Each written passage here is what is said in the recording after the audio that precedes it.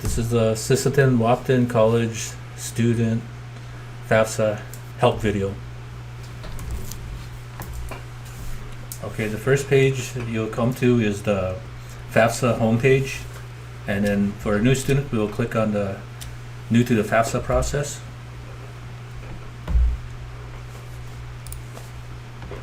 And then once you click on there, you should come to a new login page, but you'll click the I am the student.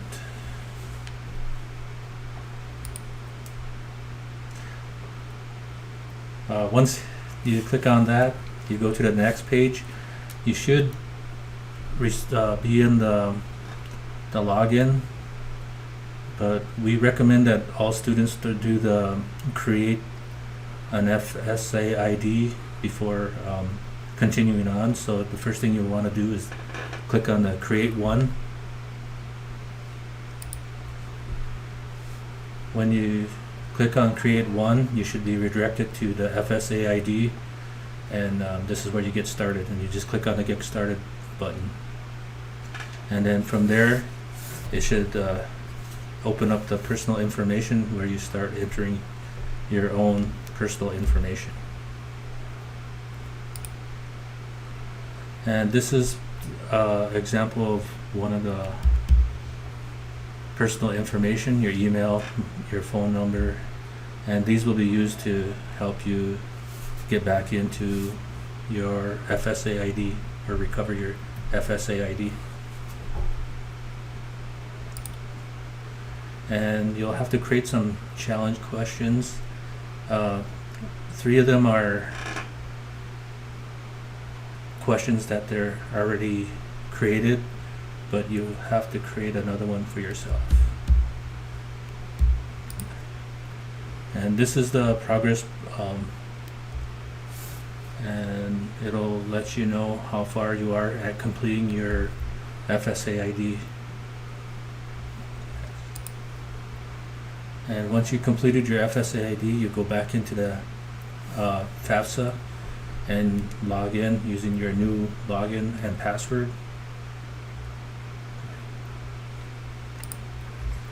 And this is just a disclaimer that it tells you what they expect by using the FSA or FAFSA website.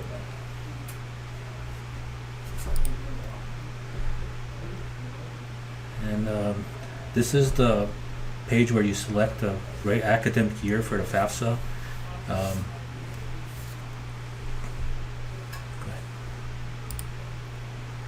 And then once you select the academic year, you'll go in and create a save key.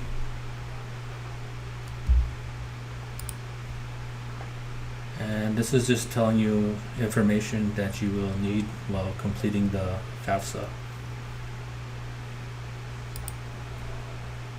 And this is the beginning part of FAFSA. You just enter all your personal information in the FAFSA. And this is just your email and phone number. These are how they're going to contact you with your information for when you complete and when you I can't remember what else to use it for. What this part here is that you would have to put in an email, so personal information, so that they would be able to contact you regarding like any helps also with the recovery process or anything. They need to get in touch with you, and they need your phone number so that they may contact you actually directly.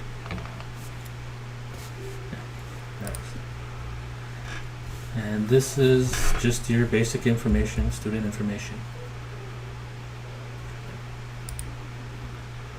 And this one is asking you if you're lived in the state for at least 5 years, and what that determines is eligibility for FAFSA, out-of-state FAFSA.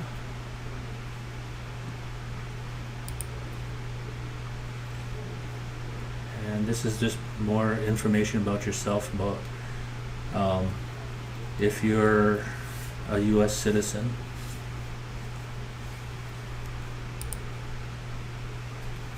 and this is information of your high school and your education level.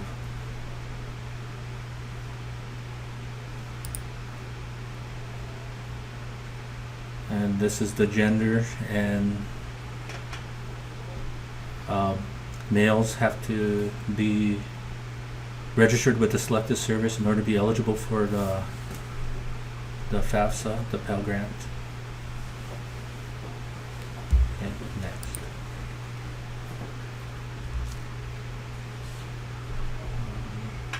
You can enter your driver's license number if you have one.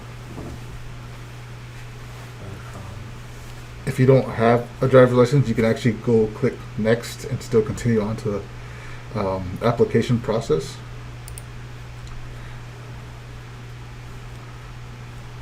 And this right here is basic information asking if you were in foster care at all. This is a question that you would answer. And the next two sections are what the highest education has been completed by your parent, your mother or father. So you'd have to pick which one as far as they went on the education level.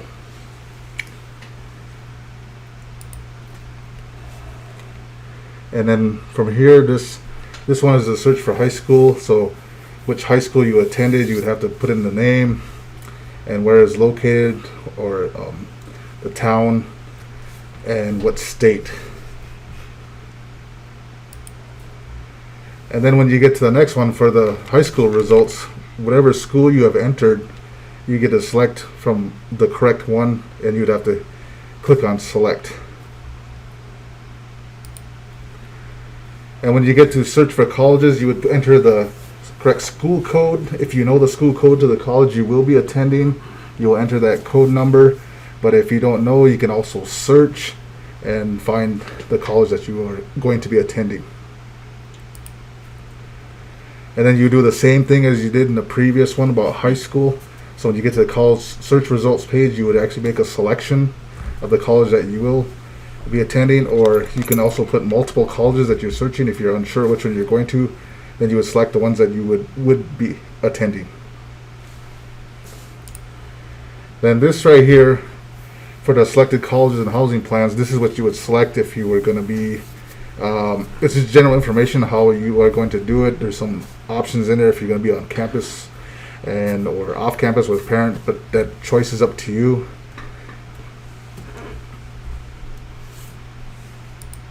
And the next one has to do with your marital status, and that'd be something that you would select based on your status.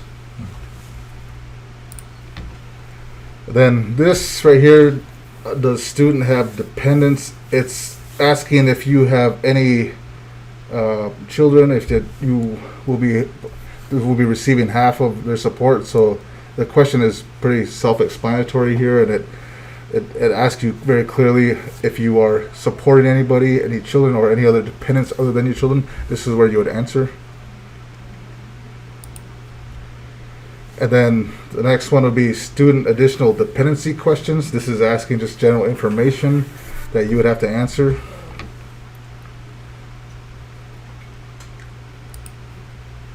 And this is one called, it's a question asking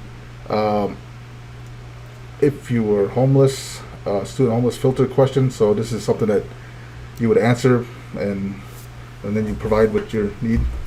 And then also, if you have questions about this while doing the FAFSA, if you clicked on the question mark icon, it'll give you a help on how to determine your homeless status.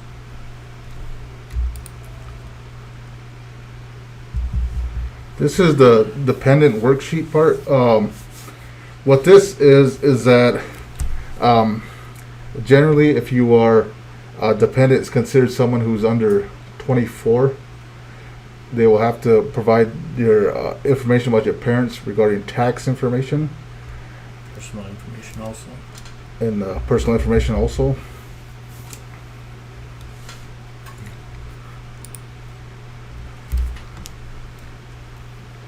And these are just basic parent information, marriage, social security number, just parent and what is that? Oh, when the parents got married.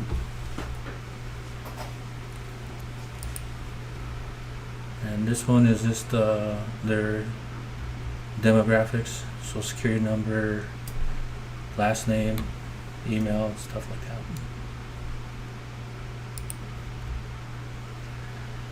And this is the second parent information.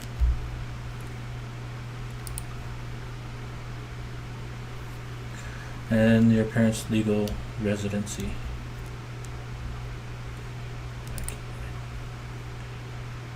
And this is everybody that's in your parents' household size. It'll be your parent and your siblings, and any other children living with your parents that they consider dependent.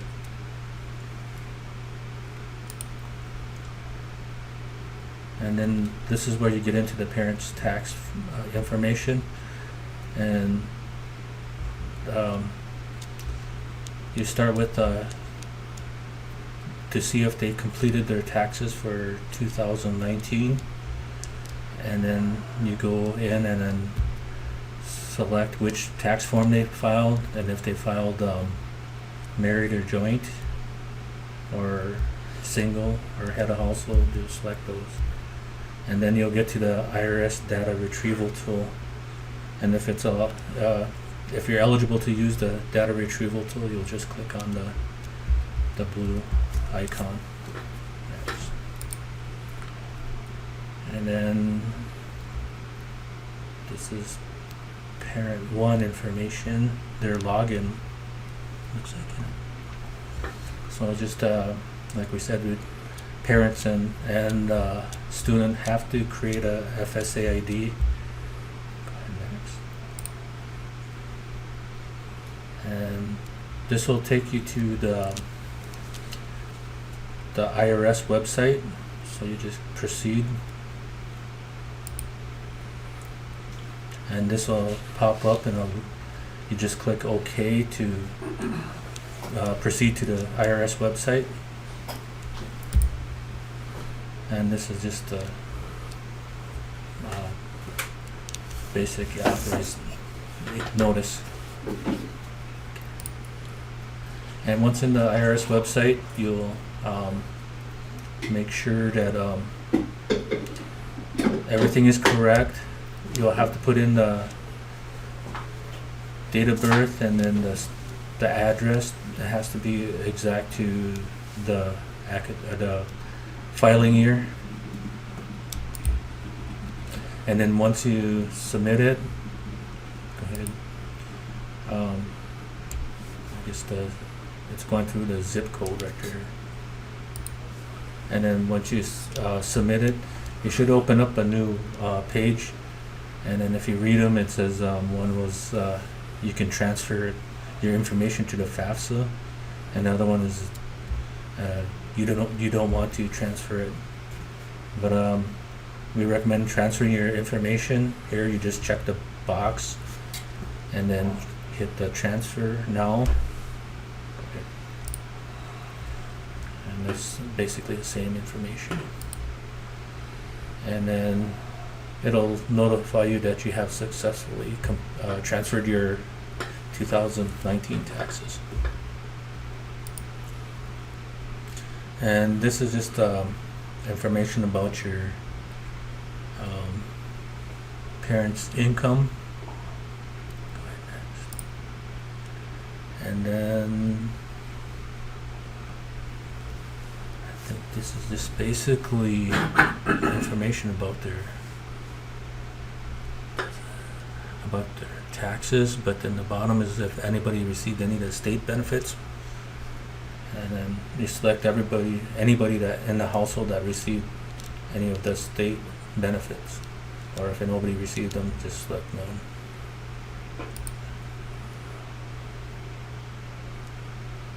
And enter. Oh, this is where It's just letting you know that you transferred your information in there. So go ahead and go next. And I believe this is the information about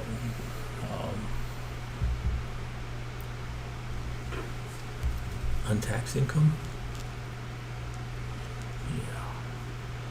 And this is just additional information about your taxes. Go ahead.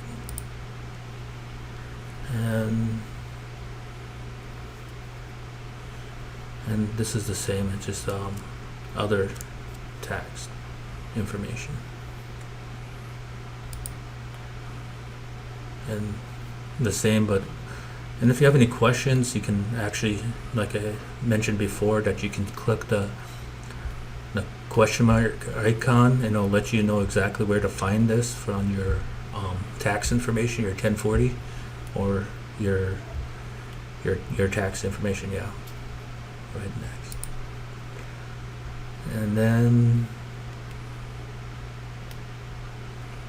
And this is just about the assets. You list every asset that you have.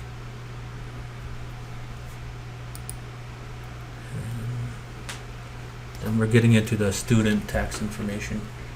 And most students don't have taxes, so they just select that they will not file. But if you did file, then you just go back in here and go through the same process you did with your parents, and get to the IRS data retrieval tool. Next. And then you enter your username and password. Next. And then it's just proceeding to the IRS website. And this is just okaying it to proceed after you select it. And then your authorization, you press OK. And you go through the same process, verify your name and address, and then your zip code and state. And go ahead, next. And then you have the income tax, the same, you want to transfer it. So we recommend that you transfer your tax information to the FAFSA, and select the transfer now once you check the box. And it will give you the notice again. Next.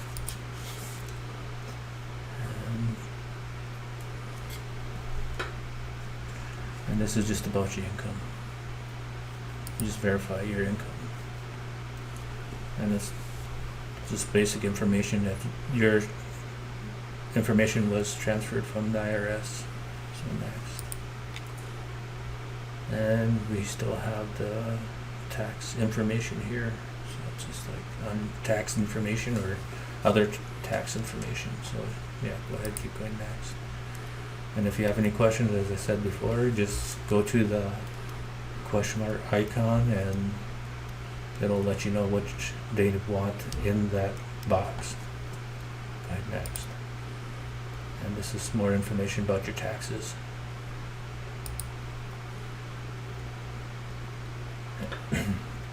And this is just about your assets. So if you have any assets, you list them here. And this is someone who gets paid to do the FAFSA, so an outside third party. It's not the financial aid, it's someone else. So everyone usually selects no for this.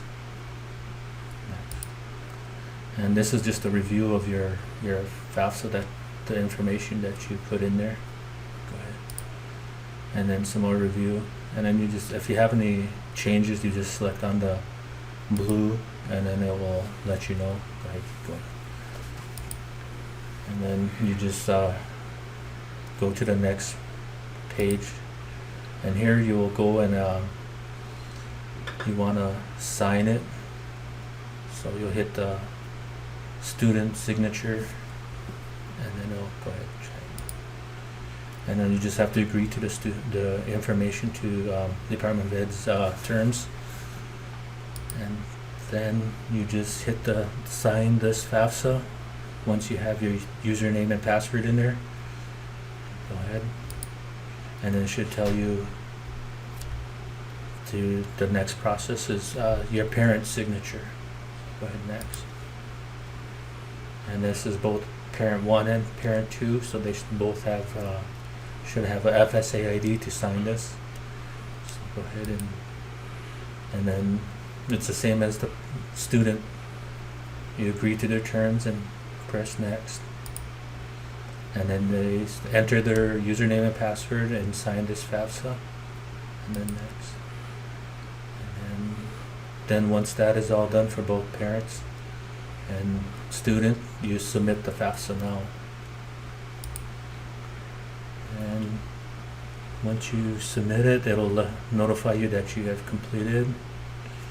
And then it should give you an EFC. If you don't have an EFC in there, it should be all zeros or numbers in there. If there isn't, then you missed some information in your FAFSA. And then I think you have at least 30 minutes to go back before you can go back and make those corrections. But here it also lists all your schools that you're attending or applying for.